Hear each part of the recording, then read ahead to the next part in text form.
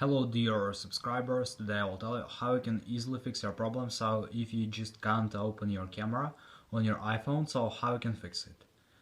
So first thing you need to try, you need to close your app and just open it again. And if it doesn't help you, just try to go to the settings, and in the settings you need to find here general. In the general, just scroll down, just tap on shutdown, slide to power off, wait a few seconds and just power on your phone again. So just simple restore your phone.